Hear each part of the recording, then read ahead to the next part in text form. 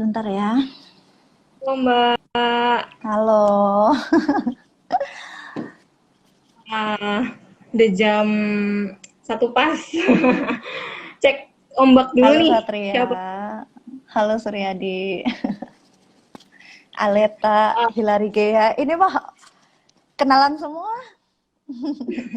Halo. buat teman-teman yang udah masuk, ini dong kenalin dari mana? Mungkin ada dari TBM dan Mapala lain. Nanti mungkin sambil kita preambula kita 5 menit dulu ya. Kenalan sama audiens dulu ya. Oke. Iya. Ya udah sambil menunggu mungkin karena udah waktunya kita mulai juga aja ya Mbak. Oke, halo teman-teman. Kita ketemu nih di sharing COVID-19, mahasiswa dan peranannya di era pandemi COVID-19. Hari ini, perkenalkan dulu mungkin ya, aku Ani Sofia Harjanti dari Diksar 29, PMPA Fagus, dan hari ini kita bakal ngobrolin seputar COVID-19 dan juga gimana sih sebenarnya peran mahasiswa yang bisa kita lakukan nih sekarang ini untuk membantu dalam meringankan mungkin ya beban tenaga medis dan juga pemerintah yang sedang menangani COVID-19 kayak gitu. Nah, hari ini kita udah kedatangan pembicara dari Dr. Anissa Inayati, MS. Beliau adalah dokter umum dan juga manajer mutu dan pemasaran Rumah Sakit PKU Muhammadiyah Sampangan. Halo Mbak Iin. Halo. Halo Gimana? semuanya. Grogi saya baru kali ini saya live. Wah, sama Mbak. Ini juga pertama kalinya. Gimana Oke, nih Mbak kabar? sebelumnya aku mau ini ya, mau nyapa teman-teman dulu. Makasih buat teman-teman yang hari ini ikutan live gitu. Insya Allah 1 jam ke depan kita akan live tentang bagaimana sih COVID ini dan apa sih? Ini kan yang mengadakan acara kan adik-adik mahasiswa ya. Jadi mereka lebih ke gimana peran mahasiswa dalam penanganan COVID, di era COVID kayak ini gitu ya, Dek ya. Iya, betul Mbak. Iya. Oke. Nah, hari ini sendiri kita udah dapat banyak nih Mbak pertanyaan dari teman-teman seputaran COVID-19, terus seputaran gimana kita sebagai mahasiswa harus bisa ngasih sesuatu kayak gitu. Nah, sebelumnya juga nih buat teman-teman Mas Mbak mungkin juga yang sedang menonton yang ingin memberikan pertanyaan bisa diketik dan bisa langsung dikirim aja. Terus nanti selama live IG ini bisa juga tolong nanti setelah live IG-nya selesai buat teman-teman mahasiswa yang lagi nonton ini bisa di screenshot terus bisa dikasih nih apa aja sih yang didapetin dari materi dan diskusi sharing hari ini karena kita diskusi-diskusi jadi kita sama-sama belajar gitu ya Mbak. Iya, bener banget. Jadi saya ini dulu ya, disclaimer dulu ya. Jadi insya Allah saya sudah mempelajari banyak hal selama COVID ini, selama pandemi ini. Namun kebenaran tetap semuanya mutlak milik Allah. Jadi nanti kalau seandainya memang ada salah-salah kata, bisa dijapri langsung ke saya atau bisa ngasih masukan ke saya. Mungkin terkait hal-hal yang ada sekiranya ada yang sedikit tidak benar atau menyimpang seperti itu. Jadi di sini kita semua sama-sama belajar. Jadi nanti teman-teman kita sangat terbuka kalau seandainya ada masukan-masukan atau ada ini tuh kayak gini loh sebenarnya Mbak Iin kayak gitu. Nah itu aja sih gitu. Siap Mbak. Oke, buat teman-teman aku juga Heeh. mau konfirmasi lagi untuk sharing Iya. hasil belajar nanti bisa dilampirin di IG story terus nanti jangan lupa tag @pmpafagus ya. Ya. Oke deh. Bisa tag saya juga ya INMS. Boleh juga tag Mbak Iin MS @iin ms. Oke. Ya. Ya udah nih Mbak. Jadi sebenarnya udah banyak banget nih Mbak pertanyaan yang masuk. Mungkin kalau kita bisa ngomongin dari COVID-nya ini, kita bisa lihat nih bahwa efeknya tuh semasif ini dari mulai sekolah diliburin, terus mahasiswa juga semuanya melakukan kegiatan dari jarak jauh, yang lakuin skripsi juga dari jarak jauh, yang KKN juga jadi KKN tematik bertemakan COVID. Jadi bener-bener kayak semua elemen masyarakat tuh bener-bener lagi fokus ke sini sih Mbak, yang aku lihat ya.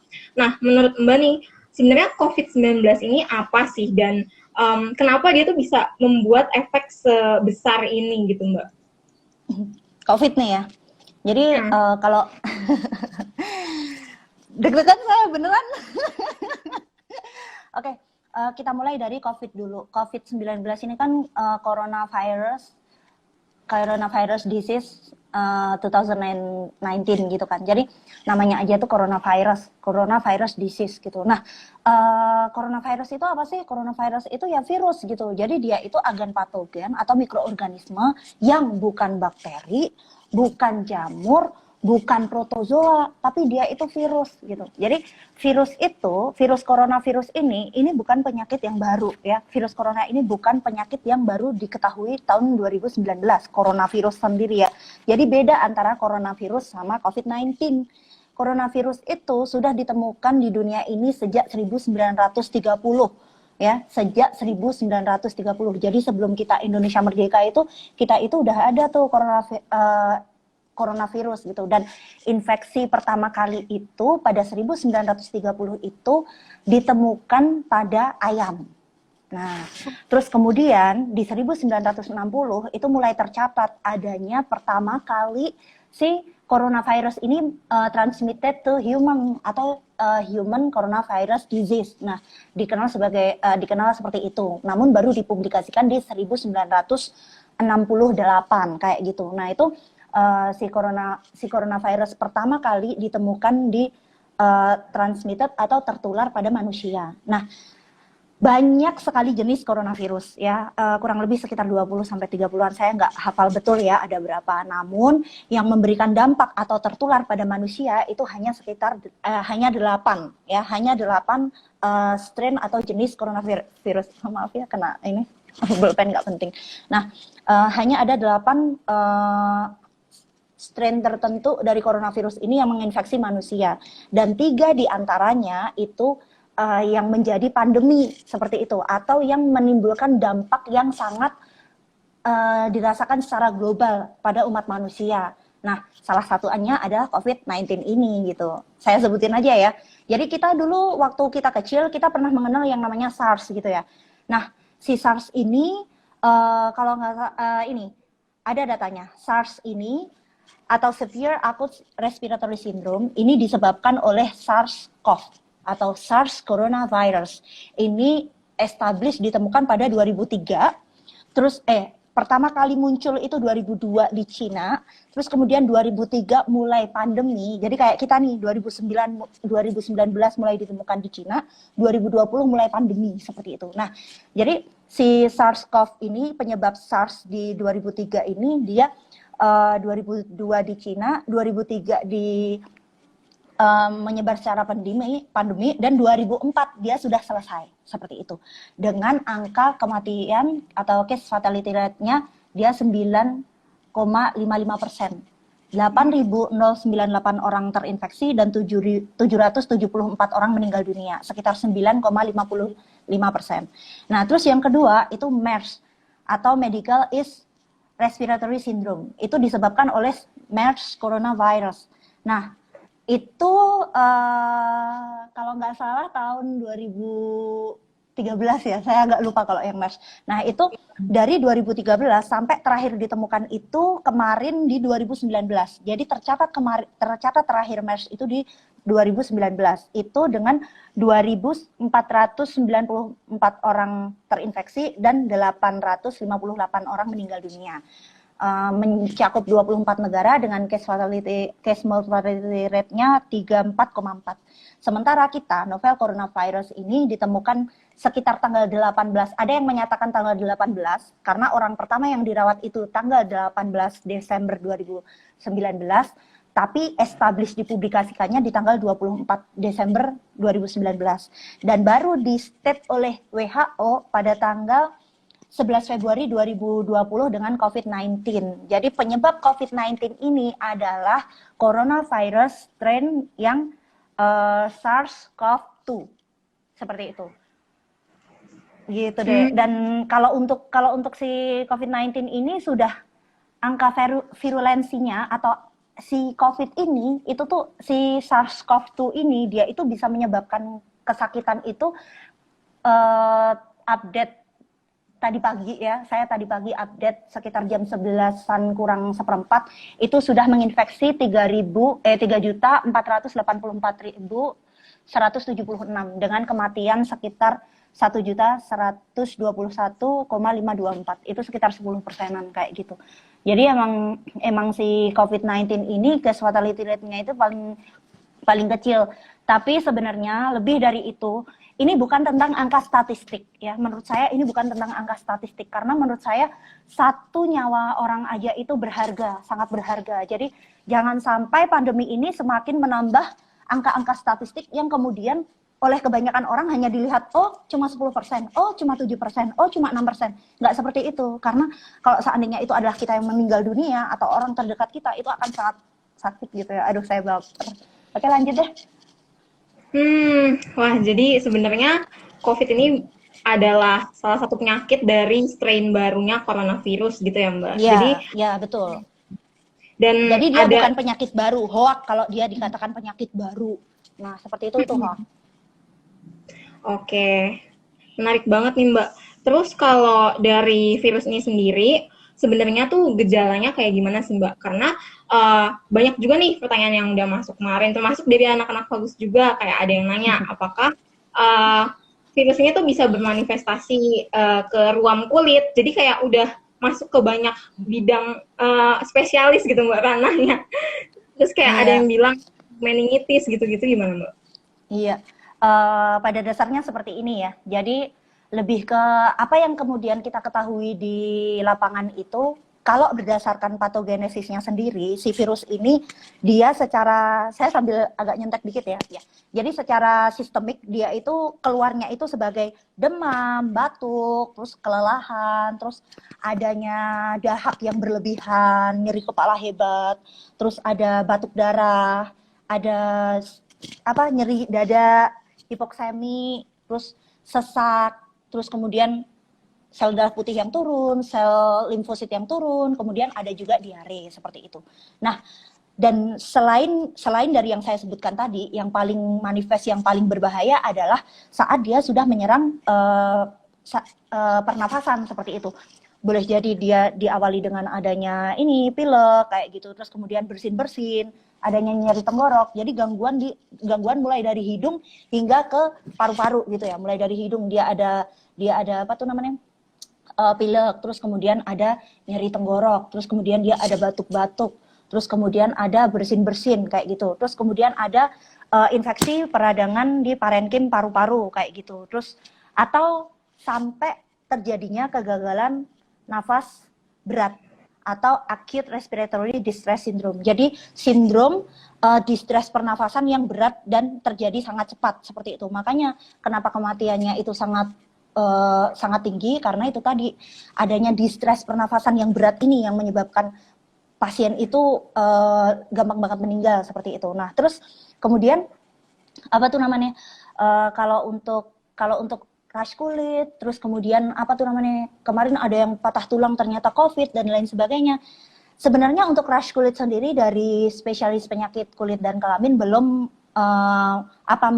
mendeklar secara jelas bahwa salah satu manifestasi dari COVID-19 adalah rash kulit atau ruam kulit kayak gitu. Jadi belum ada satupun statement yang dari saya cari-cari selama beberapa ini. Mungkin nanti kalau seandainya ada yang membenarkan, saya sangat terima informasinya ya. Tapi sampai detik tadi pagi saya mencari-cari literatur, masih belum ada yang nge-state secara jelas, secara mendeklar bahwa ruam kulit termasuk salah satu manifestasi dari COVID kayak gitu. Tapi beberapa pasien yang datang dengan DB, dengan rash convalescence itu ternyata belakangan diketahui adanya COVID-19 gitu. Jadi beberapa penyakit-penyakit autoimun seperti seperti rheumatoid arthritis yang dengan rash dan lain sebagainya, atau beberapa pasien-pasien datang dengan PTQ itu juga kemudian diketahui di belakang adanya infeksi COVID seperti itu. Jadi belum ada satupun yang mendeklar bahwa salah satu manifestasi COVID adalah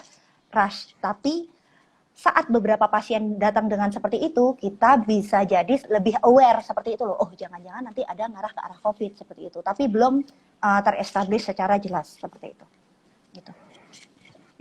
Oke, Mbak. aku jadi penasaran juga sih Mbak. Berarti kalau Mm-mm. misalnya ada gejala di kulit, Mm-mm. misalnya rash, Mm-mm. tapi itu juga ada gejala sistemik atau bisa jadi gejalanya tuh bener-bener cuma di kulit aja gitu Mbak? Nah, itu tadi, Dek. Jadi gini, jadi tidak jadi gini, untuk rash, PTQ dan lain sebagainya, itu tuh jadi gini, di Italia itu 88 dari 88 orang, 20 orang itu mengalami 20% dari 88 orang itu mengalami rash, PTQ dan lain sebagainya. Tapi dokter spesialis kulit dan kelamin di sana itu tidak mengatakan, oh ini adalah manifestasi COVID gitu loh, karena kebanyakan itu datang dengan gejala penyakit yang lain gitu loh, Dek. Kayak nih kemarin, kalau untuk meningitis dan lain sebagainya, jujur saya belum nyari ya kalau mau untuk masalah meningitis ya, untuk state apakah benar-benar dideklar bahwa ini COVID benar-benar bisa mencapai apa tuh namanya meningitis seperti itu, saya masih belum tahu. Nanti mungkin teman-teman bisa ada yang bantu. Cuman kalau dia menyebabkan kegagalan ginjal karena adanya sepsis berat, itu benar ya kayak gitu. Jadi adanya sistem hemodinamik yang sangat tidak stabil karena sepsis berat yang disebabkan oleh acute respiratory distress syndrome tadi, kemudian menyebabkan fungsi-fungsi ginjalnya itu menurun, fungsi jantungnya itu menurun, terus kemudian fungsi parunya menurun, ya sudah end state gitu. Jadi pasien akan lebih gampang untuk meninggal dunia seperti itu. Oke Mbak. Terus kalau dari virus ini sendiri nih, si SARS-CoV-2 yang menyebabkan penyakit COVID-19, penularannya tuh kayak gimana sih Mbak? Karena kita juga mungkin udah sering dengar ya bahwa ada yang bahwa penularannya tuh melalui droplet, tapi belakangan ini juga banyak nih berita-berita tentang airborne dan segala dan seperti itu kayak gitu Mbak. Airborne ya. Jadi itu hoax banget, Dek. Jadi gini, kalau untuk masalah penularannya itu konsensus internasional sudah mendeklar yang paling benar adalah via droplet seperti itu ya. Jadi untuk orang-orang awam, untuk orang-orang yang tidak berada di lingkungan hospital, itu penularannya adalah lewat droplet atau kontak. Entah dari percikan, kena tangan, terus kontak, saliman, atau kalau nggak rangkul-rangkulan, ciuman, cium pipi kanan kiri, kena droplet, atau kayak gimana, atau kiss, dan lain sebagainya. Nah, tapi kalau untuk via airborne, jadi gini, WHO itu men-state tanggal 18 Maret, itu ada airborne precaution. Jadi adanya kewaspadaan airborne pada COVID-19 ini. Kenapa? Karena pada tindakan-tindakan yang aerosol generalized prosedur. Jadi prosedur yang menyebabkan timbulnya aerosol. Jadi kayak kalau kalau kita nih tahu, wah kalau sesek nanti di nebu gitu. Itu kan muncul kayak aerosol tuh ya. Aerosol itu bentukan udara tapi cair seperti itu, atau kayak baygon itu loh, isi baygon itu aerosol seperti itu. Nah itu, atau kemudian dilakukan intubasi. Intubasi itu kalau seandainya orang mau operasi, dia dilakukan apa tuh namanya, dilakukan prosedur anestesi, kemudian dimasukkan selang ET, selang untuk oksigen, suplementasi oksigen seperti itu, atau kemudian pemakaian oksigen yang kemudian pemakaian oksigen dengan LPM yang tinggi itu kan juga menyebabkan terjadinya prosedur yang menyebabkan adanya aerosol dan prosedur-prosedur lain. Jadi untuk transmisi berdasarkan airborne atau transmisi berdasarkan udara, itu airborne precaution itu hanya ditetapkan untuk tenaga medis yang ada di lingkungan rumah sakit seperti itu. Jadi tenaga medis yang ada di lingkungan rumah sakit yang ada proses mengarah ke aerosol generating prosedur seperti itu. Jadi prosedur-prosedur yang menyebabkan adanya aerosol seperti itu. Jadi kalau untuk orang awam nggak usah takut gitu. Itu lewat udara nggak sih? Nggak, insya Allah nggak. Yang penting kita rajin-rajin cuci tangan, pakai baju serba tertutup, pakai masker sudah ya, jangan dan juga lakukan physical distancing seperti itu. Insya Allah tidak akan bertahan. Dan pun untuk aerosol, untuk airborne transmission ini kan dia kan si COVID-19 ini kan dia kan berat molekulnya kan berat ya. Jadi begitu dia seseorang batuk nih gitu, atau seseorang bersin hacing seperti itu, maka dia itu seharusnya langsung terjatuh seperti itu. Nah, kalau pada aerosol ini dia bertahan 3-4 jam seperti itu. Dan juga di rumah sakit manapun, saya yakin sudah tahu prosedur seperti ini gitu. Prosedur nanti bagaimana pembersihannya, desinfektannya dan lain sebagainya kayak gitu. Oke, jadi udah clear ya teman-teman bahwa Mm-mm. Jadi sebenarnya hoax adalah itu. jadi untuk airborne Mm-mm. ini tapi hanya untuk tindakan-tindakan medis tertentu dan pastinya Ya, di medis kayak gitu ya, Mbak. Oke. ya, dan juga untuk tindakan medis tertentu pun nginjeksi atau nginfus atau nyuntik tidak akan ini deh, tidak akan menular gitu. Tapi apakah pasien tadi habis pegangan apa batuk di tangan atau kayak gimana? Itu kan kita tetap harus melakukan kewaspadaan seperti itu. Ah ya, siap Mbak. Mantap-mantap, jadi tercerahkan ya Mbak. Oke, terus Iya. kalau misalnya kita udah tahu nih gejalanya gimana, Mm-mm. penularannya gimana. Nah, terus gimana sih Mbak caranya kita apa ya mengenali ciri-ciri orang yang kan udah ada tuh Mbak klasifikasi kayak OTG, yang paling baru Iya. ya orang tanpa gejala, ODP, PDP. Dan gimana sih Mbak biar kita tuh bisa lebih aware tentang diri kita dan juga tentang orang lain di sekitar kita mungkin kayak gitu Mbak. Iya. Ini bagus banget nih. Buku dari Kemenkes ya, Pedoman Pencegahan Pengendalian Coronavirus Disease ya. Saya sudah pernah pasang di Instagram saya pegang buku ini. Kenapa? Karena Kemenkes selalu memperbarui update-nya terkait COVID ini gitu. Dan ini kalau nggak salah cetakan ketiga atau keempat gitu, saya lupa. Nah, tapi ini yang terbaru insya Allah. Terakhir dipublikasikan itu 27 Maret 2020 dan belum ada revisi selanjutnya. Nah, itu kalau untuk OTG namanya aja tuh orang tanpa gejala gitu ya. Jadi kalau orang tanpa gejala ya dia nggak ada gejala, ngerti nggak? Tapi dia ada resiko sudah berkontak dengan orang yang dicurigai mempunyai ke arah COVID-19 atau dia memang terkonfirmasi COVID-19 gitu. Nah, terus kalau ODP ya OTG udah jelas ya. Namanya aja orang tanpa gejala. Jadi dia nggak ada gejala. Kalau dia ada batuk pilek demam, berarti dia udah bukan OTG lagi, ngerti nggak? Ya nggak? Kalau dia nggak ada gejala kan nggak mungkin dia disebut OTG orang tanpa gejala. Nah, kalau sudah masuk ke gejala, nah gejala ini dibagi menjadi dua secara garis besar, ya.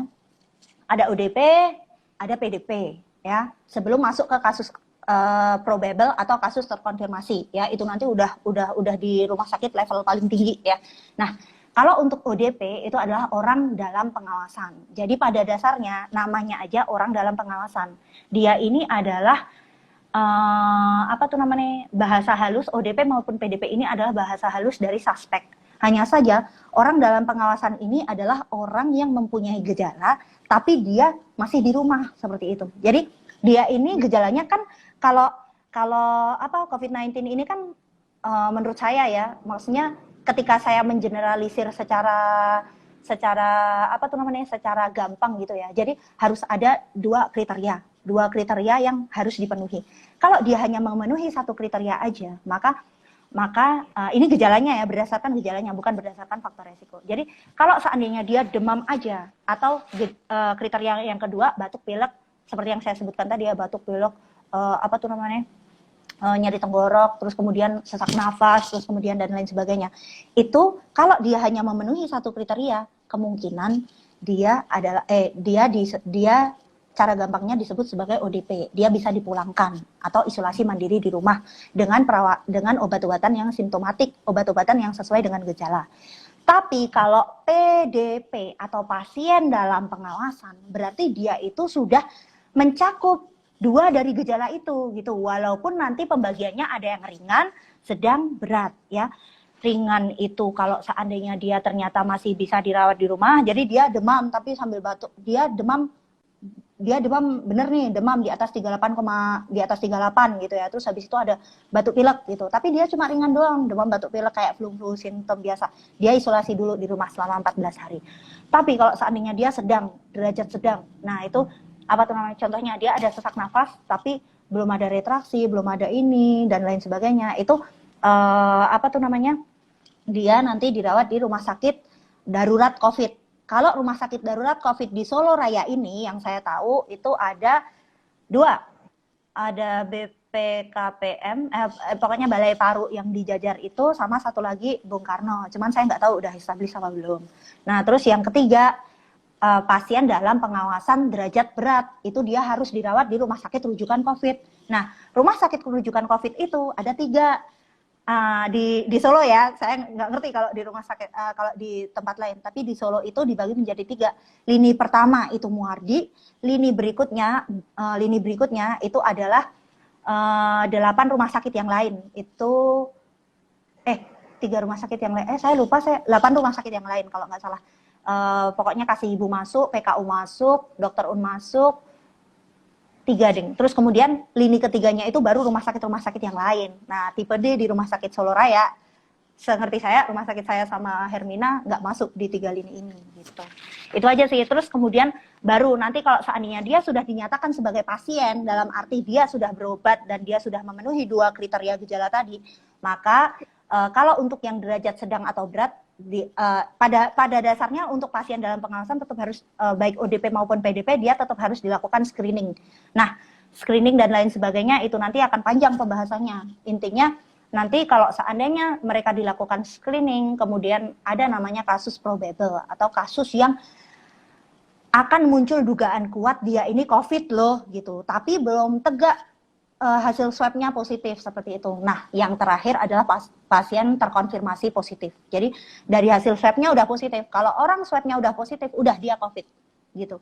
Kalau seandainya dia rapid testnya negatif, dia masih harus diulang atau dia masih harus di PCR seperti itu, dan dia belum dinyatakan COVID dan lain sebagainya. Tapi sekali swab atau jadi apusan tenggorok atau hidungnya itu positif, dia langsung dinyatakan bahwa dia pasien terkonfirmasi COVID-19 kayak gitu. Banyak yang minta saya promosi diri. Iya, saya udah divorce dan saya nggak punya suami, tolong ya dicarikan. Sialan. Maaf. Gimana Dek? Lanjut ya. Udah jelas ya. Jadi kalau ngomongin pasien nih Mbak, mungkin kita juga lagi melihat nih banyak banget sedihnya ada sebuah stigmatisasi gitu Mbak, baik ke pasien, stigmatisasi. Nah, Stigma. ini yang paling bahaya. Ini yang lebih berbahaya daripada COVID-19 itu sendiri ya. Sebentar, saya lihatkan. Ada satu bagus banget dari ada yang lebih bahaya daripada COVID-19 gitu, yaitu stigma. Stigma itu suatu yang nggak kasat mata tapi membunuh loh secara pelan-pelan gitu.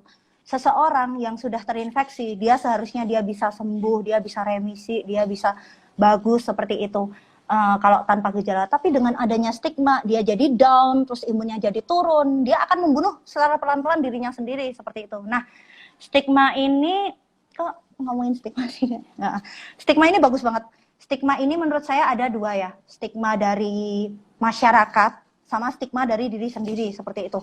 Jadi bagaimana seseorang itu menghadapi COVID-19 ini, itu yang kemudian muncul sebagai stigma seperti itu. Nah, stigma masyarakat ini sumpah ya, Regio Plus 62 ini agak lucu gitu. Saat dimana beberapa waktu yang lalu kita lihat banyak banget penguburan jenazah COVID nggak diterima. Terus kemudian tenaga kesehatan yang bahkan diusir oleh tenaga kesehatan sendiri seperti itu. Terus kemudian beberapa bahkan terkadang kita jumpai sendiri salah satu rekan sejawat kita ternyata positif COVID-19, terus kemudian agak enak gitu mau deket ya kan. Nah, seperti itu. Memang berat, COVID-19 ini berat kayak gitu. Tapi yang harus kita jauhi itu penyakitnya loh, bukan orangnya kayak gitu. Dan ini berlaku untuk penyakit yang lainnya kayak gitu. Kita sebagai dokter nih sudah disumpah bahwa kita nggak boleh, kita akan memperlakukan jasad hidup insani mulai dari dia dibuahi sampai dia meninggal dunia seperti itu. Jadi kita itu nggak bisa milih-milih pasien. Dari situ tuh saya tuh melihat kita tuh nggak bisa milih-milih pasien. Mau rumah sakit saya nggak dibayar penanganan COVID-19, kalau seandainya pasien itu datang ke rumah sakit kami tetap melayani seperti itu. Jadi kita nggak boleh pilih-pilih orang, kita nggak boleh pilih-pilih pasien, karena pada dasarnya insya Allah semua penyakit itu ada obatnya seperti itu ya. Jadi bahkan alat perlindungan diri itu udah established di seluruh dunia kayak gitu. Kalau menghadapi pasien itu kayak gimana, kalau kita di lingkungan sosial masyarakat itu kayak gimana, kalau kita di IGD kayak gimana, kita di poli kayak gimana, di ruang rawat inap kayak gimana, di isolasi kayak gimana, itu tuh sudah ada apa tuh namanya, standarnya masing-masing seperti itu. Jadi nggak usah takut untuk menghadapi COVID-19 gitu. Yang bisa kita lakukan sebagai masyarakat saat salah satu warga kita itu terkena COVID-19 adalah mendukung 100%.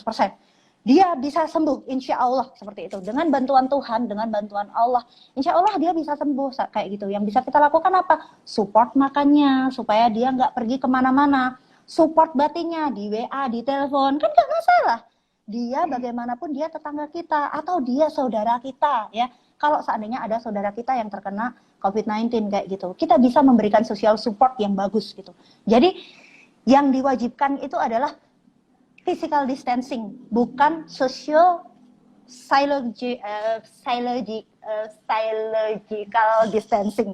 Jadi bukan kemudian secara sosial kita mengucilkan orang itu, enggak ya. Terus habis itu stigma terhadap diri sendiri. Ini juga bagus banget ini. Ini yang benar-benar membuat kita semua tenaga medis ini kebingungan loh. Karena apa? Beberapa kali kita mendengar bahwa pasien benar-benar nggak mau ngaku kalau dia ada kontak, dia ada riwayat bepergian, dia ada apa dan lain sebagainya. Karena apa? Stigma masyarakat itu kalau seandainya, aduh aku nek positif, engko ndak aku piye-piye, ndak aku diadohi, ndak aku dijauhi, ndak aku bakalan masuk isolasi, aku bakalan masuk ICU, nanti aku bakalan mati dan lain sebagainya. Ini yang stigma seperti ini yang nggak bagus seperti itu ya. Jadi if you wanna feel something yang nggak bener, kalau kamu merasa sesuatu yang nggak bener pada diri kamu, go seek for medical advice kayak gitu. Jadi silahkan pergi ke dokter seperti itu, atau WA dokter-dokter. Sekarang tuh halo dok lagi menjamur, lagi merajalela, boleh tanya-tanya dulu. Atau kalau mau WA saya boleh, telepon saya boleh, 085642076760 kayak gitu ya. Jadi nggak usah takut terhadap stigma, tanya-tanya dulu, ini aku perlu periksa nggak sih, ini saya ada kayak gini perlu periksa nggak sih, kalau saya kayak gini saya harus kayak gimana sih, kayak gitu. Cari tahu sebanyak-banyaknya ya. Dan ada nih satu apa tuh namanya, satu postingan dari Fakultas Kedokteran UNAN, unit pengabdian masyarakat tanggap darurat, bagus banget. Dia KKN tematiknya itu mengangkat siapa saya selama wabah COVID. Jadi dia membagi menjadi 3, ada zona ketakutan, zona belajar, sama zona tumbuh. Zona takut ini yang bikin orang-orang ini nggak mau periksa ke dokter. Zona takut ini yang bikin orang-orang ini nggak mau ngakuin kalau dia itu habis bepergian atau atau ada keluarganya yang COVID-19 kayak gitu. Jadi zona takut ini penyebab segala permasalahan di COVID saat ini kayak gitu ya. Nah, terus ada zona belajar. Jadi zona takut ini juga yang menyebabkan APD tiba-tiba harganya melambung tinggi, terus kemudian barang-barang tiba-tiba harganya sangat mahal kayak gitu ya.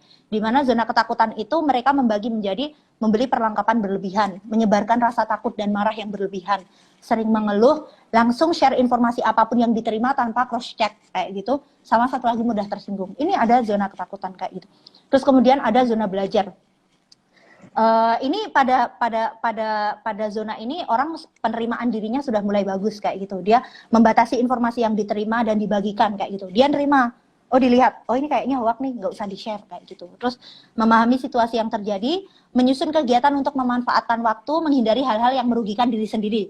Ini termasuk kaum rebahan penyelamat dunia seperti itu ya. Jadi dia cukup untuk dirinya sendiri, tapi dia tidak merugikan orang lain, dia cukup untuk dirinya sendiri kayak gitu. Nah, terus yang terakhir zona tumbuh. Ini saya berikan acungan jempol banget ini buat FK UNAN ini. Dia di situ dia mengatakan mulai memikirkan cara membantu orang lain, menjaga emosi dan menyebarkan optimisme, mencari cara beradaptasi dengan perubahan, hidup saat ini dan fokus pada masa depan dan bersyukur. Karena apa? Pada dasarnya di balik semua kesulitan pasti ada kemudahan kayak gitu ya. Nah, bahkan Tuhan menjamin di balik kesulitan pasti ada kemudahan itu sampai 2 kali seperti itu. Banget kalau bahasa Jawanya. Berarti apa? Di saat-saat seperti ini kita bisa lihat ada banyak orang baik yang kemudian berterbaran di seluruh penjuru negeri, mulai dari donasi APD, terus donasi ke jalan-jalan, donasi ke kaum duafa, terus kemudian pengiriman suplemen support buat tenaga medis dan lain sebagainya. Banyak orang baik di sekitar kita. Jadi kita harus optimis kayak gitu. Jadi orang-orang tumbuh ini yang akan membawa perubahan kayak gitu. Dan saya harap mahasiswa-mahasiswa di UNS pada umumnya, termasuk mahasiswa-mahasiswa di seluruh negeri ini pada umumnya, itu berada di zona tumbuh seperti itu. Minimal kalau nggak bisa berada di zona tumbuh, jadilah orang yang berada di zona belajar kayak gitu. Jadi cukup untuk diri sendiri, tidak merugikan orang lain seperti itu. Itu aja sih. Jadi dan ada satu hal penting ya, satu lagi apa tuh namanya? Udah itu dulu deh terkait stigma. Jadi intinya gitu deh.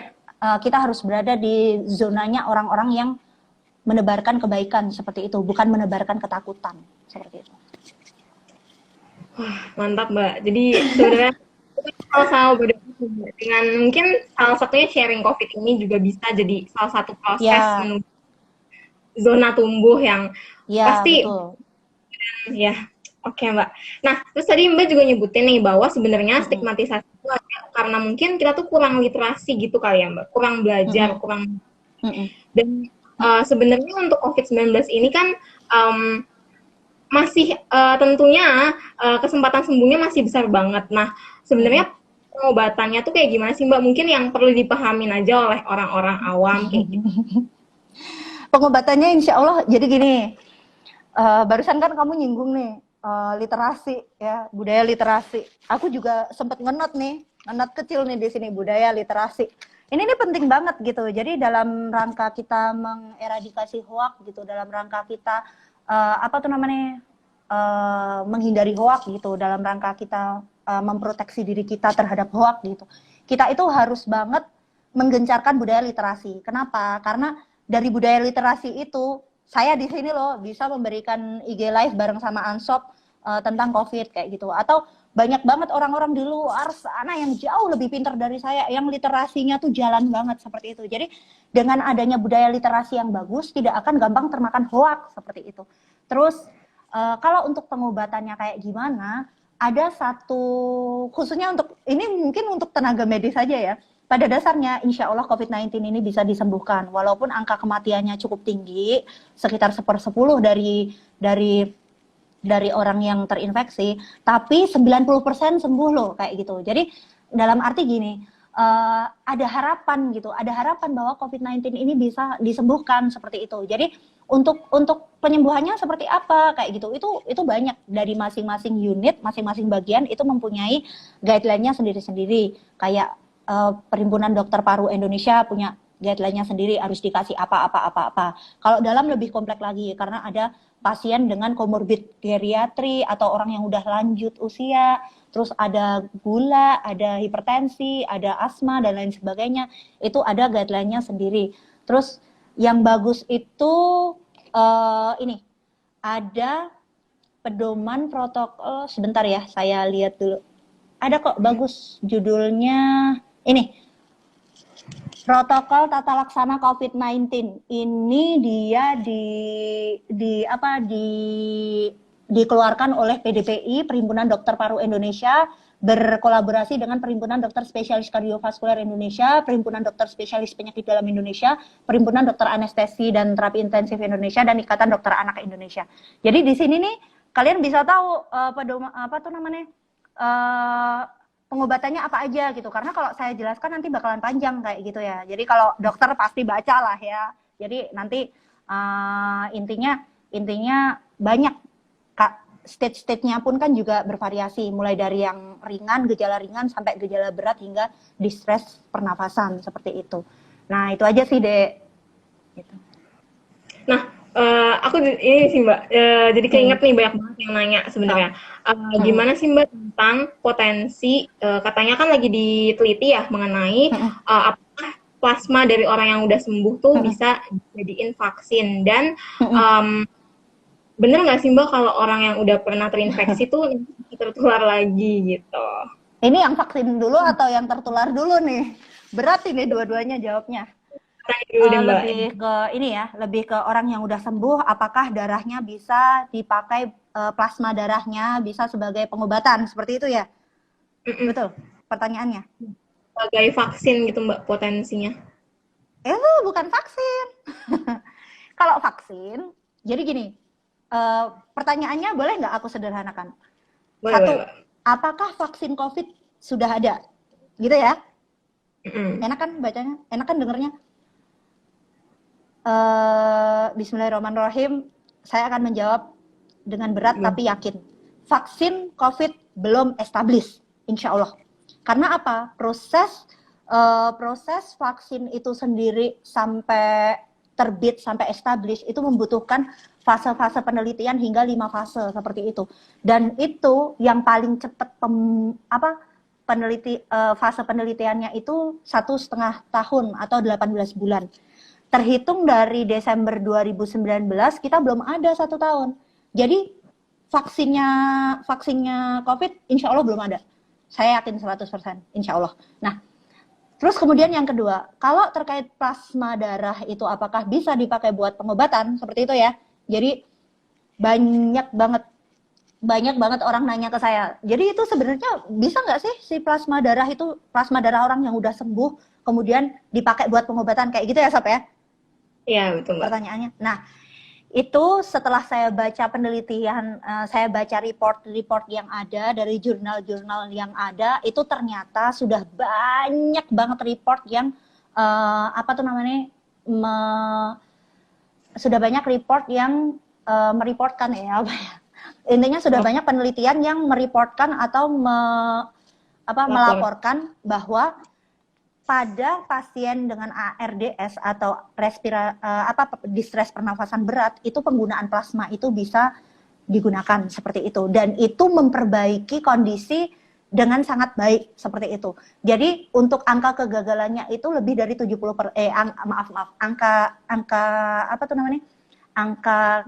angka perbaikannya itu lebih dari 70% seperti itu. Jadi hanya ada satu report yang saya lihat dari 10 pasien itu yang 7 sembuh, yang 3 ini meninggal. Tapi untuk report yang lainnya dari 5 kasus itu membaik semua, dari 4 kasus membaik semua. Itu reportnya udah banyak. Nanti untuk teman-teman yang mau mau nge-search di Google itu plasma convalescence, keywordnya ya plasma convalescence, COVID-19 treatment kayak gitu. Itu nanti muncul semua tuh jurnal, tambahin belakangnya jurnal. Itu nanti muncul semua tuh reportnya, banyak kayak gitu ya. Nah, jadi kalau dengan kayak gitu, itu saya rasa dari semua yang saya baca itu memang plasmanya orang yang sudah sembuh ini, karena dia kan punya natural pokoknya salah satu antibody yang terbentuk setelah infeksi itu, saya lupa natural lymphocyte itu apa gitu, saya lupa. Nah itu dia itu bisa sebagai si pengobatan untuk si COVID ini kayak gitu. Tapi ada tapinya. Semua penelitian itu ngedeklar bahwa belum establish efikasi maupun keamanannya. Jadi itu bisa digunakan untuk sementara ini, untuk kebutuhan mendesak, kalau benar-benar mendesak itu bisa digunakan. Tapi untuk keamanan dan safety-nya itu belum establish gitu, seperti itu. Gitu deh. Jadi masih terus benar-benar tadi kamu nanya satu lagi. Oh ya, yang ini yang bisa kambuh lagi ya. Aku udah nyari tuh. Kalau untuk kambuh lagi itu nanti untuk teman-teman dokter bisa dibantu jawab ya. Kalau dari yang aku cari itu ada 2 report yang mengatakan, satu dari Cina, satu dari Jepang. Yang satu dari Cina itu dia judul reportnya itu Recurrent Positive SARS-CoV-2 RNA in COVID-19 a case report. Jadi di situ dia dikatakan bahwa seorang wanita usia sekitar 40 tahunan, dia intinya positif lagi saat dia sudah dikatakan sembuh. Tapi jadi lucunya gini, itu kan case report ya. Di case report itu dinyatakan seperti ini. Jadi dia udah diisolasi nih, udah diisolasi lama, terus kemudian dia dipulangkan setelah 2 kali swab negatif. Kan kalau udah 2 kali swab negatif kan udah boleh pulang, udah dinyatakan sembuh, benar-benar sembuh, udah negatif COVID-nya. Nah, tapi kemudian saat apa tuh namanya, hospital visit atau kunjungan rumah sakit selanjutnya, kontrol nih kalau bahasa kita. Saat kontrol ternyata swabnya positif kayak gitu. Terus kemudian dia diisolasi mandiri karena nggak ada gejala. Tapi untuk swab kunjungan berikutnya ternyata negatif semua seperti itu. Itu yang case yang pertama dari Cina.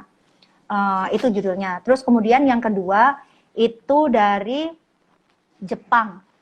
Dari Jepang itu dia sebentar ya. Dari Jepang itu dia mengatakan ada seorang wanita usia sekitar 40-an. Kalau tadi disebutkan 46 tahun, 46 atau 48 gitu, gue lupa. 46 kayaknya. Nah, terus kalau yang kedua dari Jepang ada seorang wanita, dia usianya 40-an tahun. Dia dipulangkan karena memenuhi kriteria pulang. Tapi kemudian di angka kunjungan berikutnya dia positif. Tapi ternyata dokter yang merawat mengatakan bahwa saat dipulangkan dia tidak diswab seperti itu. Terus kemudian di Korea Utara, Ri Jong Hyuk ya, di Korea Selatan itu mereka menyatakan bahwa telah teridentifikasi 163 pasien yang tertes positif lagi setelah sembuh total seperti itu. Nah, itu kalau dari yang Korea Utara itu mengatakan bahwa, jadi statement Perdana Menterinya itu mengatakan bahwa boleh jadi memang mereka saat dipulangkan itu tidak dalam remisi yang total atau full recovered atau sembuh total seperti itu ya. Jadi gini, pada dasarnya saat virus itu masuk ke dalam tubuh kita, ini hanya analogi sotoy saya ya, termasuk statement-statement dari orang-orang yang lebih pintar tadi. Ada dokter Masaya Yamoto, terus habis itu ada dokter siapalah dan lain sebagainya. Ada dokter, aduh banyak nih. Ada dokter, aduh saya nggak nyatet semua ternyata. Terus intinya pada dasarnya saat virus itu masuk ke dalam tubuh kita, maka tubuh kita itu membuat antigen. Antigen itu kita mengenali, oh bahwa ada virus baru seperti itu. Oh itu ada virus baru. Nah, terus kemudian dari virus antigen itu dia membuat yang namanya antibody. Ini bahasa ini ya, bahasa gampangnya aja ya. Dia manggil antibody. Nah, terbentuklah antibody. Seharusnya saat kita dinyatakan sembuh, maka kita terbentuk antibody ya. Jadi untuk SARS yang 2003 sama MERS 2013 itu, untuk SARS itu dalam 1 tahun antibodinya masih terlihat dalam 1-2 tahun. Kalau untuk MERS itu dikatakannya for several years atau selama beberapa tahun. Saya kurang paham berapa tahunnya. Tapi kalau untuk COVID ini belum ada penelitian yang mengatakan antibodinya itu terbentuk selama beberapa tahun seperti itu. Jadi pada dasarnya kalau seandainya kita terinfeksi, kita harusnya mempunyai antibodi. Hanya saja kan virus itu kan makhluk tak kasat mata ya. Jadi kalau seandainya dia tidak sembuh secara sempurna atau dia benar-benar nggak zero, dia itu berada di dalam tubuh kita itu dalam fase dorman atau reaktif seperti itu. Jadi saat imun kita itu menurun, maka dia akan teraktivasi kembali. Itu pernyataan dari yang di Korea Selatan. Nah, nggak cuma pernyataan saya. Nah, terus kemudian selain itu, yang namanya coronavirus, tadi di awal saya sudah sampaikan bahwa dia mempunyai strain yang sangat banyak, lebih dari 20. Nah, kayak gitu, lebih dari 20 jenis atau 20 spesies.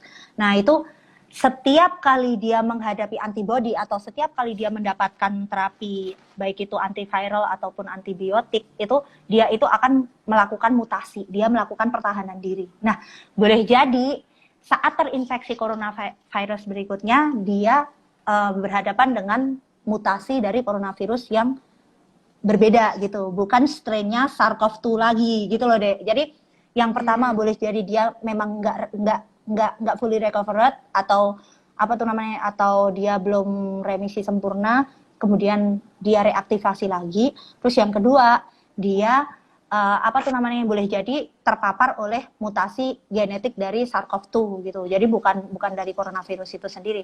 Karena kalau dia benar-benar sembuh total, seharusnya selama beberapa waktu dia tidak akan terinfeksi. Tapi untuk beberapa waktunya itu belum establis selama beberapa tahun atau beberapa minggu gitu. Terus Wah, oke Mbak. Jadi emang Gitu. untuk kambuhannya ini seharusnya ya kalau dari Mm-mm. kerjanya virus itu Seharusnya, ya, ya, antibodi yang melindungi, tapi lagi-lagi masih ya, diteliti gitu ya Mbak. Jadi untuk berapa ya, lamanya ya, ya, ya, masih ya, diteliti. Oke. ya. Jadi Kalau harus kita tingkatin antibody kita, gitu.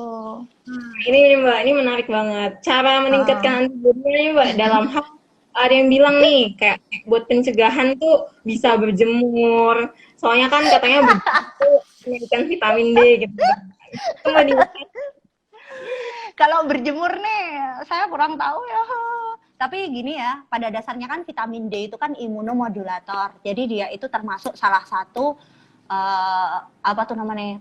Pokoknya vitamin D yang ada di tubuh kita itu belum dalam vitamin D yang aktif. Jadi dia itu harus diaktifkan oleh cahaya matahari gitu loh pada dasarnya. Itu kan pelajaran kita dari SMP ya, SMP SMA. Jadi semua orang harusnya tahu. Dia itu sebagai imunomodulator. Jadi dia itu sebagai salah satu pemicu sistem imun itu menjadi lebih baik, seperti itu gampangannya ya. Nah, kayak gitu. Tapi untuk apakah vitamin D meningkatkan imun kita? Nah, itu saya nggak bisa jawab gitu. Pada dasarnya semua makanan yang bervitamin itu meningkatkan imun kita gitu. Terus maksudnya kan di banyak di banyak apa tuh namanya di banyak literatur kan banyak ya yang menyebutkan bagaimana cara kita meningkatkan imun gitu ya. Nah ini ada nih salah satu KKN tematik orang nih, saya lihat bagus nih, saya baca aja ya. Wah jangan-jangan nggak saya nih. Tunggu. Ada salah satu mahasiswa bagus-bagus ininya. Apa tuh namanya? Eh bagus-bagus isinya dan evidence based, nggak asal-asalan bikinnya. Itu kan maksudnya kan cara untuk meningkatkan imun kan ada banyak ya Dek ya. Yang pertama tuh apa? Makan makanan bergizi ya. Makan makanan bergizi, jangan pilih-pilih makanan. Makan dengan gizi yang seimbang, 4 sehat 5 sempurna, udah gampang gitu. Terus kemudian minum air mineral 8 gelas per hari itu. Terus kemudian rajin olahraga atau istirahat yang cukup ya. Nih penting nih, rajin olahraga dan istirahat yang cukup. Kenapa? Karena olahraga itu mengeluarkan banyak endorfin dan lain sebagainya yang membuat tubuh kita itu semakin sehat dan imun kita semakin kuat. Selain itu, ada yang namanya growth hormone. Growth hormone itu atau hormon pertumbuhan itu dia itu peak poinnya atau proses nyemprot selama alami ke tubuhnya itu di jam-jam malam hari sekitar jam 11 sampai jam setengah 2 malam. Jadi usahakan pada jam-jam itu Anda tertidur dengan sangat lelap dan dalam keadaan lampu yang remang-remang seperti itu. Jadi biar growth hormonnya itu juga nyemprotnya bagus. Jadi besoknya itu bangun sahur itu udah dalam keadaan yang fit seperti itu. Jangan gampang begadang. Begadang itu untuk kami aja yang kerjanya emang 24 jam gitu. Kalau nggak punya kerjaan 24 jam, please sayangi diri kalian. Saya aja pengen jadi ibu rumah tangga yang bisa tidur malam-malam gitu loh, nggak usah kerja 24 jam kayak gitu. Jadi sayangi diri kalian. Kalau nggak ada kerjaan 24 jam, usahakan jangan begadang kayak gitu. Terus kemudian yang keempat, no alkohol, no rokok. Itu pokoknya prosesnya panjang kalau saya jelaskan. Intinya dia itu bisa bikin angiogenesis dan lain sebagainya, yang itu kalau saya jelaskan bisa 2 SKS sendiri. Terus cuci tangan pakai sabun ya. Pakai sabun atau pakai hand sanitizer, Dok? Terserah, dua-duanya sama-sama efektifnya ya. Kalau tangannya dalam keadaan bersih pakai hand sanitizer cukup. Kalau tangannya udah kayak agak kotor-kotor dikit pakai sabun ya. Dua-duanya sama-sama efektif. Sama-sama efektif, sama-sama mahal. Jadi tetap dipakai ya. Sering-sering cuci tangan pakai sabun. Terus pakai masker ya. Pakai masker. Maskernya yang kayak gimana, Dok? Nanti penjelasannya panjang. Nah, masker intinya kemana-mana untuk saat ini pakai masker dulu. Kalau seandainya kalian nggak sakit, pakai masker kain. Saya aja kesini, saya aja bawa masker loh kayak gitu. Saya kemana-mana selalu bawa masker walaupun masker kain kayak gitu. Karena saya tahu masker medis lagi langka, walaupun sekarang harganya udah mulai turun, tapi saya nggak mau zolim sama pekerjaan saya atau pekerjaan rekan-rekan saya kayak gitu. Jadi kalau pas lagi nggak kerja ya jangan pakai masker medis kayak gitu, pakainya masker kain gitu. Masker kain cukup ya. Pemakaiannya kayak gimana? Nanti saya jelasin ya.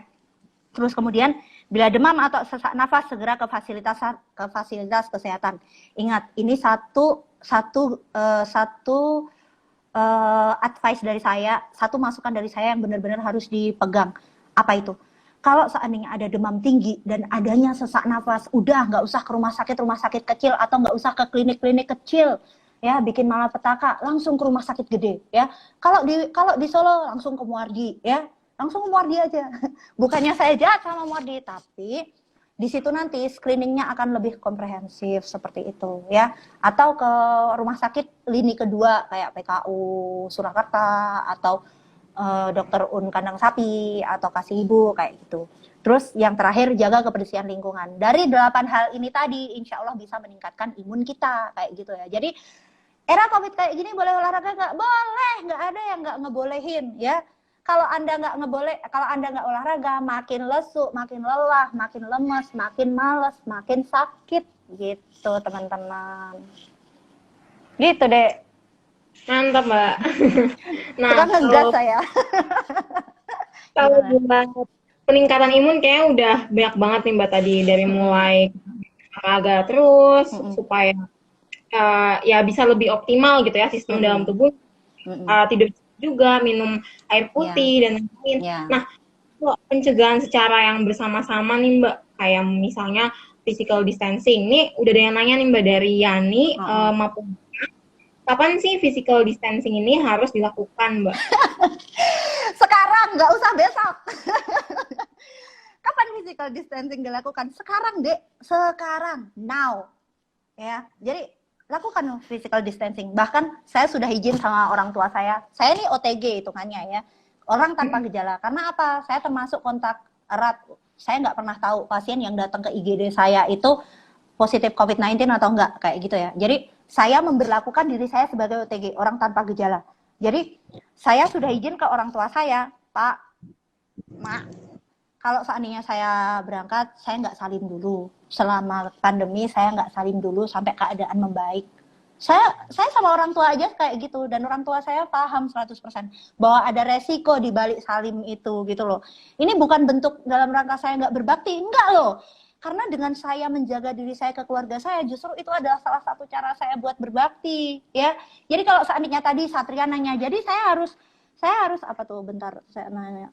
Jadi saya boleh mudik nggak, Dok? Ya nggak boleh. Anda harus paham, Anda berada di area yang berbahaya. Melakukan perjalanan dalam waktu yang lama, bertemu dengan orang-orang banyak, itu juga berbahaya. Anda di rumah ketemu dengan orang-orang yang sepuh atau ketemu dengan anak-anak kecil, orang-orang yang beresiko, ada yang punya DM mungkin di rumah, ada yang punya hipertensi di rumah, atau ada yang punya HIV di rumah dan lain sebagainya, berbahaya. Anda berbahaya buat orang-orang di sekitar Anda. Jadi jangan lakukan hal-hal yang merugikan, ya. Termasuk lakukan physical distancing. Selain physical distancing ada banyak gitu. Jadi apa aja yang bisa kita lakukan? Waduh, tinggal 2 menit nih. Oh, ada waktunya. Jadi apa aja yang bisa kita lakukan? Lakukan physical distancing. Terus pakai masker dimanapun Anda berada ya. Cara pakai masker seperti apa? Ini masker kain ini bisa dipakai 4 jam ya. Kalau seandainya sudah dipakai, nih, ini kan udah dipakai nih ya, udah 4 jam. Kalau sudah dipakai, lepas dari belakang, jangan megang depan ya. Lepas dari belakang ya. Terus kemudian apa? Lipat. Kalau seandainya bisa dilipat. Terus langsung masukin ke dalam masukin ke dalam bak cucian atau mesin cuci. Terus nanti atau kalau enggak masukin plastik. Jadi jangan kemudian diumbar-umbar ya, atau langsung buang kayak gitu. Nah, terus selain itu hindari jabat tangan, sering-sering cuci tangan pakai sabun dan lain sebagainya. Intinya seperti itu. Jadi lakukan kebersihan biar bermanfaat buat diri kita maupun orang lain. Tinggal 1 menit nih. Oke, Mbak. Mungkin kita lagi di live habis ini. Maaf, lepas. Gimana? Mungkin kita sambung lagi di live yang baru gimana, Mbak? Karena masih ada pertanyaan di layar tadi beberapa sih. Gimana, Mbak? Ya udah. Habis ini mati dulu, nanti lanjut ya. Lanjut lagi. Oke. Ini dilanjutin aja dulu, masih 30 detik. Intinya yang masalah masker tadi.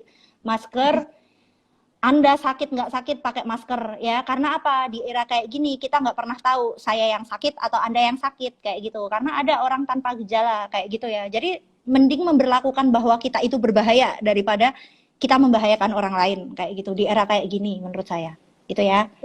Mencegah gitu ya Mbak. Tinggal 5 detik, 4 Iya, detik, 4 detik, 4 iya, detik, 4 iya. detik, 4.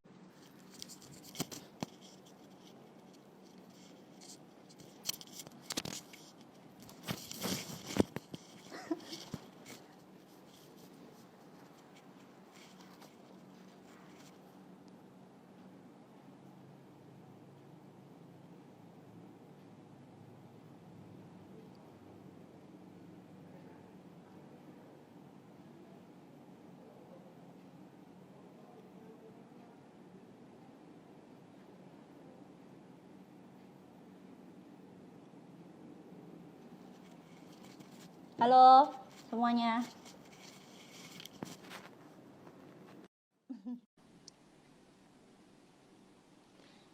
Maaf ya. Cuma sejam ternyata ya online ini ya. Saya baru tahu kalau ternyata live cuma dibatasin sejam. Nggak apa-apa, nggak apa-apa. Iya, saya baru tahu kalau live cuma sejam. Ya, kita lanjutkan ya. Ini Oke live Mbak. berikutnya ya, guys. Tadi udah banyak preambula dulu ya mungkin buat yang baru gabung. Jadi tadi udah ada live juga sebelumnya, sekitar 1 jam sebelumnya udah bahas macam-macam gitu. Tapi ya insya Allah kita di sini semuanya sama-sama belajar ya. Saya ulangi lagi, kita sama-sama belajar. Hanya saja mungkin karena saya profesinya memang dokter kayak itu, dan memang menghadapi apa yang maksudnya kami bukan garda depan. Mau garda depan, mau garda terbelakang, mau teh gardu terserah. Yang penting kita semua ini pahlawan ya buat negara kita ya. Kita semua harus berjuang, dan bismillah lah. Intinya kita semua pahlawan buat negara kita. Oke, tadi udah ada 1 jam sebelumnya kita udah bahas banyak tentang COVID. Selanjutnya kita lanjut untuk pertanyaan ya. Untuk pertanyaan sesi tanya jawab mungkin ya. Yep. Oke, di sini udah ada masuk juga nih Mbak dari Rida Brahma Mahardika FKIP UNS. Dia Halo nanya, Brahma, saya udah pernah main loh ke Brahma. Brahma itu nah apa sih? FKIP Mbak. FKIP ya, iya. Dia nanya nih, dengan banyaknya tugas-tugas sekarang pas pembelajaran jarak jauh Mbak, dan kayak mungkin dari tugas itu memberikan stres sendiri kayak gitu. Nah, dia nanya nih bagaimana caranya supaya mahasiswa-mahasiswa atau sebenarnya siapapun sih yang lagi menghadapi tekanan atau stres untuk tetap bisa menjaga imunitas tubuhnya gitu Mbak. Ya itu tadi, makan makanan yang bergizi, minum air mineral 8 gelas per hari, rajin olahraga. Intinya rajin olahraga. Secapek apapun usahakan olahraga. Saya udah setua ini aja. Aduh, saya muka muda tapi usianya udah banyak. Saya udah setua ini aja, saya tetap merutinkan bismillah, kalau enggak lari ya naik sepeda kayak gitu. Jadi usahakan tetap olahraga itu benar-benar ngedoping tubuh loh, sama istirahat yang cukup. Kalau nggak bisa istirahat pas malam hari, usahakan istirahat saat siang hari, tepat siang hari ya. Kalau di Islam itu, di agama saya itu ada qailullah namanya, jadi tidur siang sejenak, tapi benar-benar sejenak dengan kualitas yang baik seperti itu bisa benar-benar ngedoping, nge-refresh tubuh kita seperti itu. No alkohol, no rokok, cuci tangan pakai sabun, pakai masker, dan lain sebagainya. Dan juga kalau seandainya Anda merasa sangat berat dengan beban hidup ini, tolong masukkan benar-benar ke dalam pikiran Anda bahwa ada orang di luar sana yang lebih berat pekerjaannya daripada Anda kayak gitu. Jadi dengan pola pikir seperti ini, kita akan termotivasi. Gue baru kayak gini aja udah ngeluh, gimana orang-orang yang lebih keren daripada gue gitu. Saya baru kayak gini aja udah ngeluh, gimana orang-orang yang lebih bagus dari saya gitu. Apa yang bisa saya lakukan sebagai manusia kayak gitu. Apa yang bisa saya kerjakan? Yaitu tadi ada zona 3 ya tadi ya. Zona apa aja gue lupa. Ada zona ketakutan dulu, zona ketakutan, zona belajar, zona tumbuh.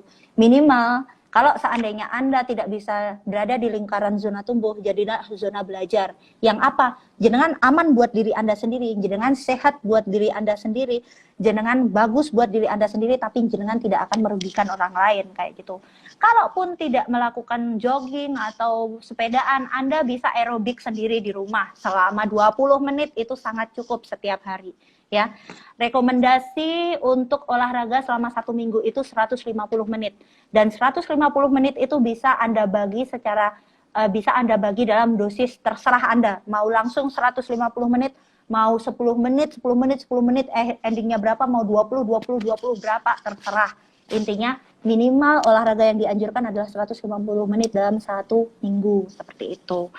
Terus satu lagi, kalau seandainya Anda berpikir seperti itu, ya memang sih jadi apa tuh namanya? Jadi mahasiswa tuh berat, apalagi waktu kelas gitu. Berat banget, Maido. Bahkan ngerjain skripsi lebih berat lagi, sampai beberapa hari nggak tidur dan lain sebagainya. Tapi sebaik-baik kita atau sebaik-baik manusia adalah manusia yang bermanfaat bagi sesama, ya. Jadi jangan cukup cuma jadi manusia aja, tapi jadi manusia yang bermanfaat bagi sesama gitu. Jadi tanamkan seperti ini. Tanamkan insight-insight positif seperti ini gitu. Jadi itu yang akan memotivasi Anda untuk terus, bismillah lah, aku lagi koyong ini, tak garap meneh liyane. Bismillah, aku baru seperti ini, aku mau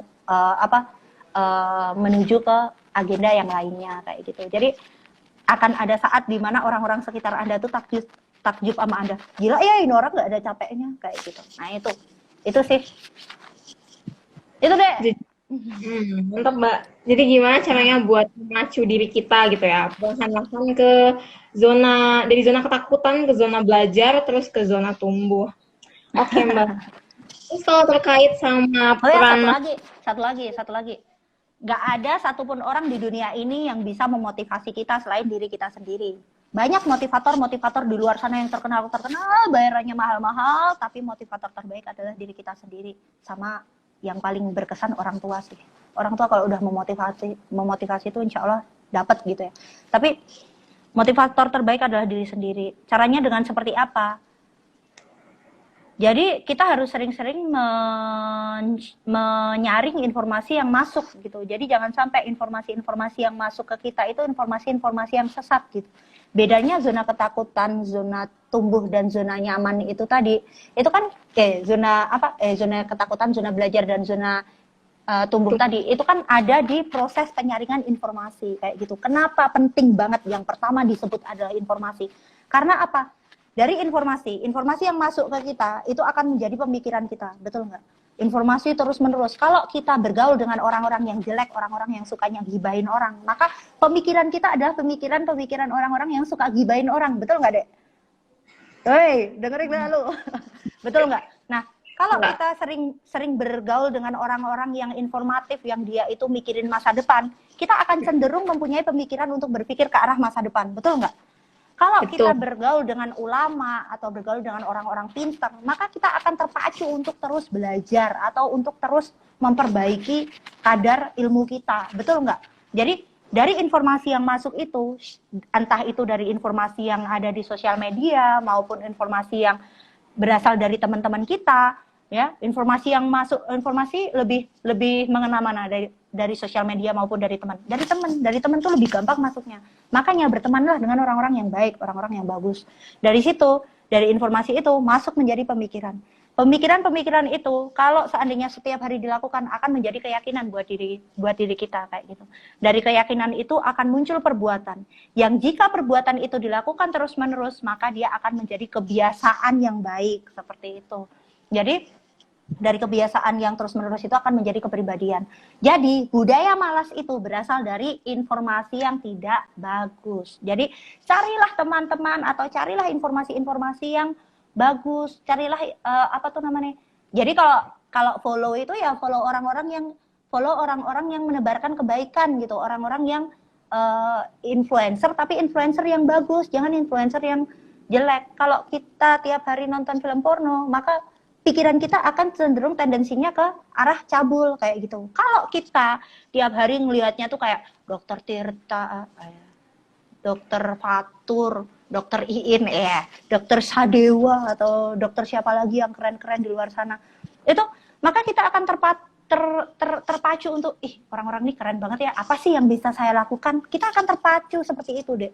Kalau kita melihatnya kayak Rahel V-nya gitu, wah orangnya keren, kayak dia dermawan dan lain sebagainya, kita akan terpacu untuk membuat diri kita menjadi keren juga kayak gitu loh. Jadi mulai sekarang, mulai detik ini, adik yang dari Brahma harus pintar-pintar menyaring informasi, termasuk apa? Menyaring lingkaran pertemanan yang baik atau lingkaran pertemanan yang sehat kayak gitu. Itu deh. Oke.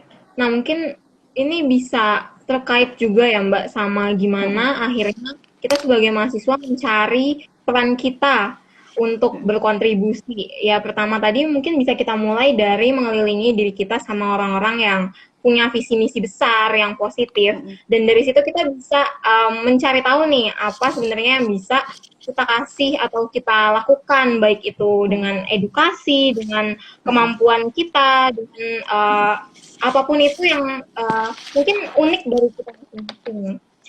Oke Mbak, menarik banget nih. Nah, terus ada pertanyaan lagi nih Mbak dari Rashid dari FKUNS, dari Kudus Itu ya, juga. di tingkat gua nih. Si Rashid Nah, itu dia sampai kapan sih pandemi ini bakalan berlangsung, dan nanti kayaknya udah nggak sabar nih Mbak pengen kembali ke normal lagi nih. Nah, tapi dia juga visioner Mbak, dia juga nanya kalau misalnya ada wabah baru lagi ke depannya, itu gimana caranya supaya kita mahasiswa tuh bisa lebih bisa lebih baik lagi dalam mencegah dan membantu menanganinya kayak gitu Mbak. waktu ada nggak ya di sini yang lihat beberapa waktu yang lalu saya webinar juga dengan Pak Sutanto DEA, rektor apa dekan UNS gitu saya lupa. Terus sama Dokter Tonang, sama Dokter Siti Wahyuningsih, sama Mas Ainun Najib gitu. Di situ Pak Tanto itu menjelaskan bahwa salah satu gambar kurvanya nih, ada bagus nih kurvanya nih.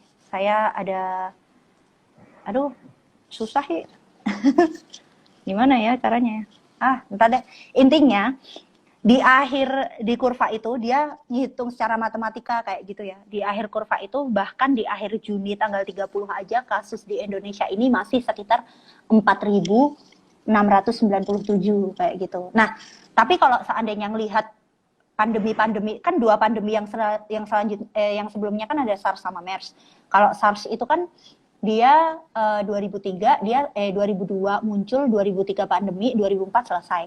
Kalau MERS itu 2013, saya lupa ya 2013 apa 2014, mohon dimaafin ya.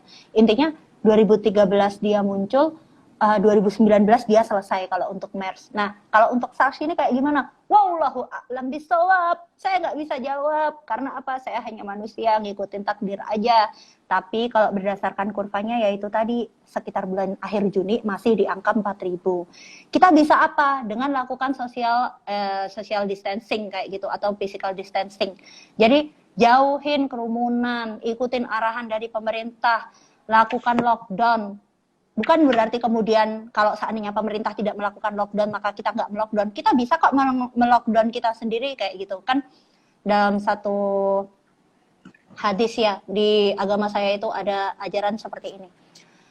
Jika suatu, saya lihat aja nanti daripada saya salah. Hadis riwayat Bukhari, keren banget gua.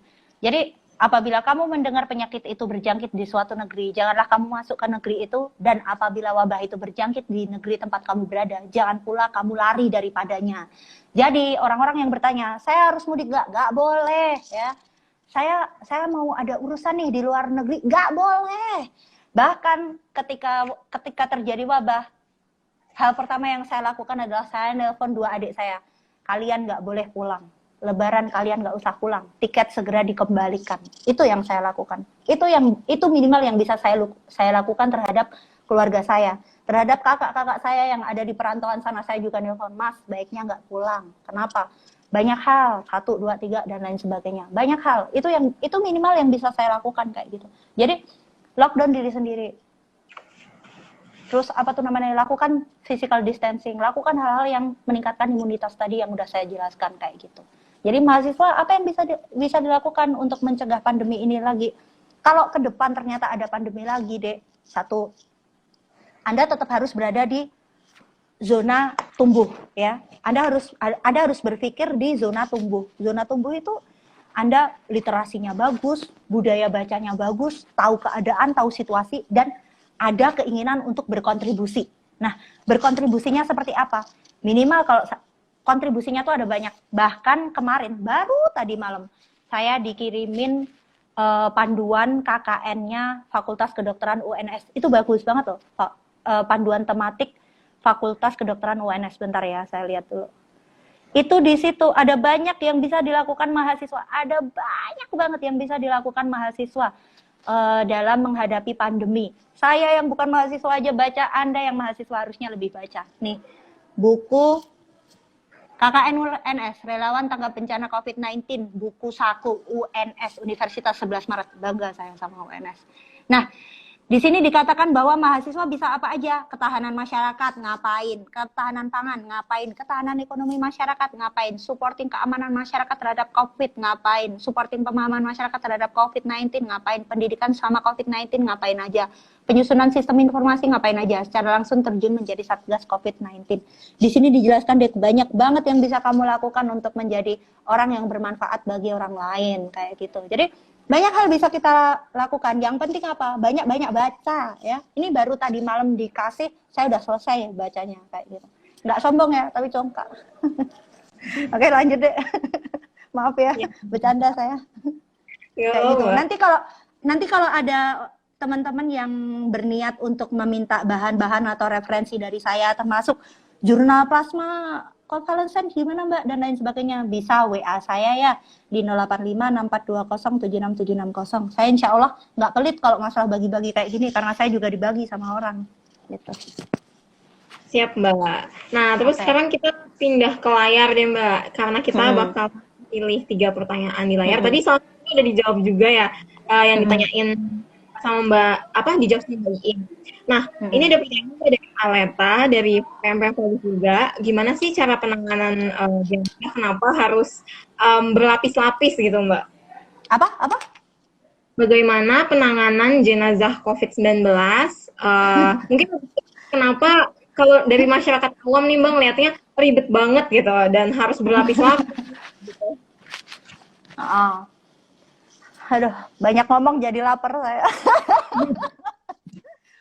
Pertanyaan bagus ya.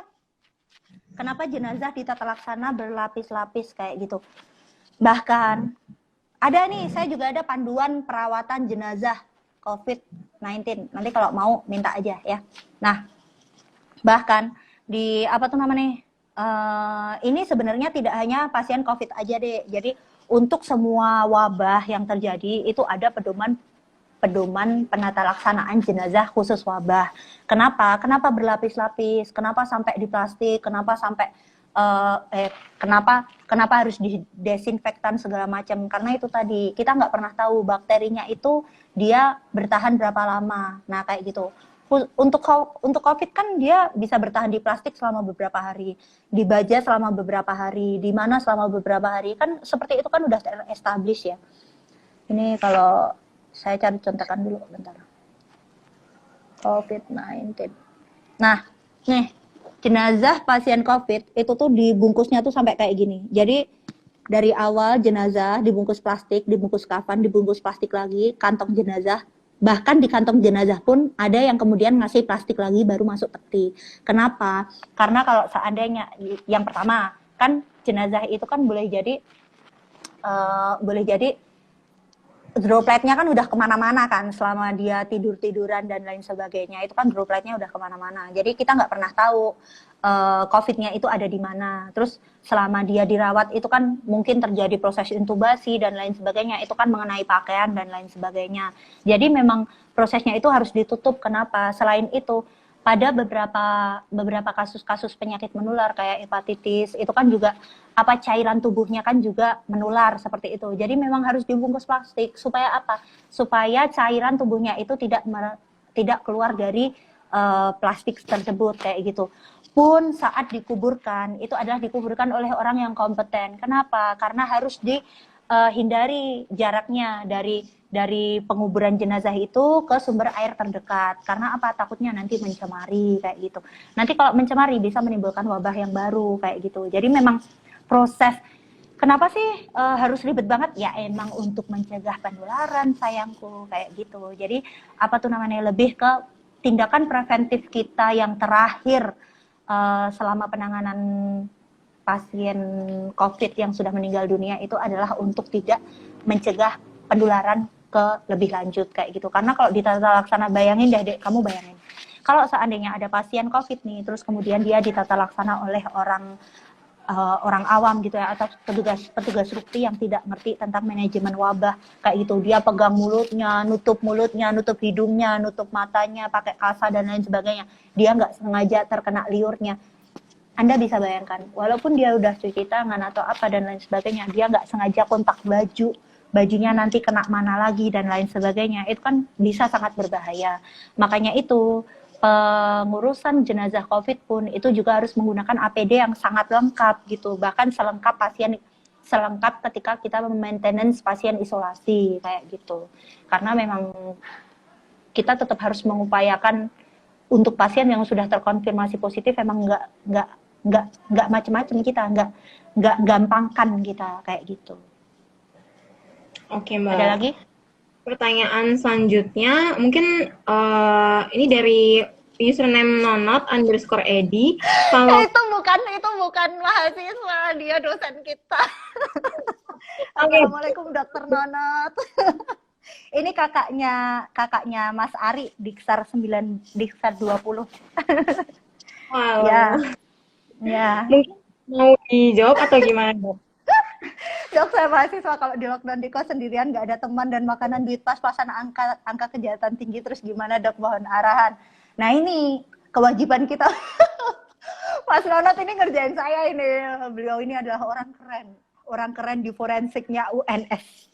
Jadi beliau lebih paham terkait penata laksanaan jenazah kayak gitu ya. Jadi apa tuh namanya, kalau seandainya kayak gitu kasusnya, ya elah, Anda punya temen, Anda punya saudara, minta dikirimin kek, apalagi gaji forensik kan nggak kecil Pak. Kayak gitu. Oke, gitu aja. Oke. Mohon lockdown saya Dok. Ampun Dok, saya nggak sanggup. Gaji saya aja dipotong di rumah sakit saya. Gimana? Okay. Kalau dari pertanyaan di layar, kayaknya udah nggak ada lagi yang nanya. Sebenarnya ada beberapa pertanyaan di layar yang tadi aku sempat baca dari Afina in Jakarta kalau nggak salah. Itu tadi, maksudnya di live yang sebelumnya ya Dek ya, itu ada pertanyaan kayak gini.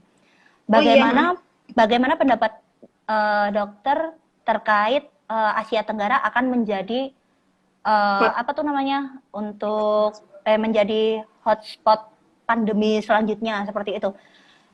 Saya bukan maksudnya gini, jujur secara pribadi saya nggak bisa menjawab pertanyaan ini. Ini termasuk pertanyaan berat buat saya karena saya bukan ahli pandemi, saya bukan ahli matematika yang memperkirakan kejadian ini gitu. Maksudnya kan kalau kayak Pak Sutanto di EA itu kan dia kan ada perkiraannya, dia menghitung dengan rumus. Bahkan rumusnya itu kemarin tuh dilihatkan ada log, sin, kostan dan lain sebagainya sampai muncul angka, dan ternyata hasilnya itu sangat dekat dengan apa kurvanya Indonesia saat ini gitu loh. Jadi emang keren banget orang-orang ahli-ahli tersebut, keren banget menurut saya. Jadi nanti mungkin akan bisa dibikin sesi selanjutnya yang mengundang pakar-pakar yang menjelaskan terkait tentang hal ini, tentang epidemiologi COVID di dunia ini kayak gitu.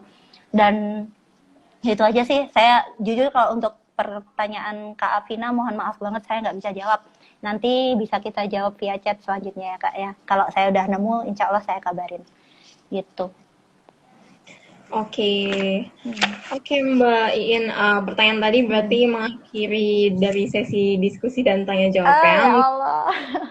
Mungkin dari Mbak Iin apa ya, pesan-pesan mungkin buat mahasiswa terkhususnya terkait dengan plan-plannya mereka kayak gitu, Mbak. Lebih ke ini sih ya. Maksudnya yang pertama terkait budaya literasi, itu benar-benar harus kita tingkatkan banget.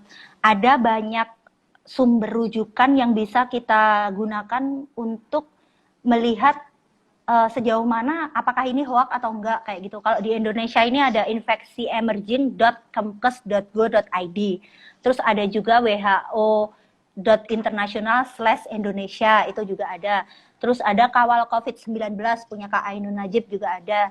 Terus Anda juga bisa lihat di kajian-kajian tematiknya anak-anak mahasiswa ini sekarang nih, orang-orang sekarang nih pinter-pinter banget. Mereka bikin kayak apa kalau bahasanya tuh apa ya? Gambar tapi bercerita kayak gitu. Itu tuh bagus-bagus gitu dan itu sudah disesuaikan dengan ada sumbernya kayak gitu. Nah, itu juga bisa dipakai buat rujukan kayak gitu. Terus kalau di dunia ini untuk mencegah hoax itu yang pertama ada worldometer.info itu juga bisa. Terus ada juga WHO.international juga ada. Terus apa tuh namanya kalau seandainya untuk orang yang lebih pengen tahu lagi bisa juga nyari pakai keyword terus di belakangnya ada jurnal kayak tadi saya ngasih contoh ngelihat apa tuh namanya plasma convalescence in COVID treatment jurnal kayak gitu itu nanti keluar jadi apa bahasanya tuh macam-macam tapi muncul semua penelitian-penelitian atau report-report dari peneliti-peneliti di seluruh dunia kayak gitu. Terus kemudian ada juga nih dari Kemenkes ini bacaan ringan sebenarnya tapi tebel banget bikin pusing. Nah, cuma ini bacaan ringan di depan-depan ini ringan-ringan semua bisa dibaca oleh orang medis maupun non medis jadi orang awam pun insya Allah bisa baca. Terus ada juga buku kalau seandainya pengen iseng pengen tahu pengobatan apa tuh namanya COVID-19 ya tadi yang panduan protokol kesehatan dari PDPI, PAPDI dan lain sebagainya tadi. Terus yang kedua stigma dan budaya pikir kita harus berada di zona tumbuh atau zona orang-orang yang memberikan kebermanfaatan walaupun kecil karena apa sebaik-baik kita adalah sebaik-baik orang yang bermanfaat bagi sekitar kita walaupun saya bukan siapa-siapa rumah sakit saya cuma rumah sakit tipe D dan juga apa tuh namanya pasien juga kita nggak rawat COVID di sini tapi setiap kali ada pasien yang curiga ke arah COVID dan gambaran radiologinya ngarah ke arah COVID kita langsung rujuk dan lain sebagainya tapi apa yang bisa kita lakukan sebagai manusia atau apa yang kita bisa lakukan sebagai tenaga kesehatan itu yang harus kita kejar karena apa sebaik-baik manusia adalah yang bermanfaat bagi manusia yang lainnya gitu minimal hal terkecil apa sih yang bisa kita lakukan kayak gitu nah itu harus kita lakukan kalaupun mahasiswa ini melakukan kegiatan yang berada dalam resiko yang tinggi contohnya kegiatan yang ada di luar kayak gitu ya kegiatan-kegiatan di luar itu usahakan sesuai dengan protokol kesehatan yang berlaku kayak gitu. Protokol kesehatannya kayak gimana, Dok? Nanti bisa WA saya, bisa jamri saya. Saya juga nemenin teman-teman relawan yang bagi-bagi ke donasi ke jalan-jalan atau ke area-area terdampak Covid juga. Minimal kita ajarin bagaimana harus pakai bajunya kayak gimana, terus nanti bagaimana minimal ada dasar-dasar di mana dia itu harus kayak gimana sih, maskernya gimana dok, ininya gimana, tutupannya kayak gimana, perlu pakai jas hujan nggak dok, perlu ini nggak dok, itu bisa kita bicarakan kayak gitu. Dan nggak cuma saya, insya Allah semua dokter di Indonesia ini orang-orang baik yang kalau seandainya jenengan tanya pasti akan dijawab kok kayak gitu. Kalaupun seandainya, dan yang terakhir, seandainya jenengan merasa bahwa jenengan ada sesuatu yang tidak beres pada diri Anda, go seek for medical advice. Jadi jangan malu untuk bertanya, jangan malu untuk berdiskusi dengan orang-orang yang lebih paham. Karena fas'al ahla dzikra in kuntum la ta'lamun. Jadi bertanyalah pada orang-orang yang pandai atau orang-orang yang memang ahli dalam ilmunya jika Anda tidak paham, dan itu akan sangat baik dalam mengeradikasi hoax seperti itu. Mungkin itu aja penutup dari saya, maaf panjang banget. Wah, makasih banyak Mbak atas sesinya hari ini. Banyak juga untuk semua yang sudah menonton, baik dari teman-teman, dari Mas Mbak dokter yang sudah senior. Ini banyak dokter senior nih yang dari tadi ngerjain saya, apalagi Hamid, Mas Nonot, aduh. Nah, kalau Mas boleh Hanafi juga. Sepatah dua patah kata kesimpulan mungkin ya Mbak dari yang aku pelajarin. Jadi menurutku COVID-19 ini memang sebuah tantangan untuk kita semua. Memperhatikan dulu semua manusia bisa kena. Kalau ditanya bagaimana menanggulangi dan mencegahnya, jawabannya ada pada usaha kita bersama-sama. Iya, betul banget. Sebagai mahasiswa, upaya menyiapkan diri pastinya tadi ya dengan literasi, lalu dengan perlahan-lahan mengelilingi diri dengan orang positif, terus juga perlahan-lahan juga menginisiasi diri sendiri untuk ada di zona tumbuh, mencari informasi yang lebih valid, dan pastinya uh, kita juga harus sangat-sangat menghidupkan empati kita terhadap sesama, karena ini adalah masalah kita, bukan masalah saya, bukan masalah mereka, tapi ini benar-benar masalah kita bersama-sama.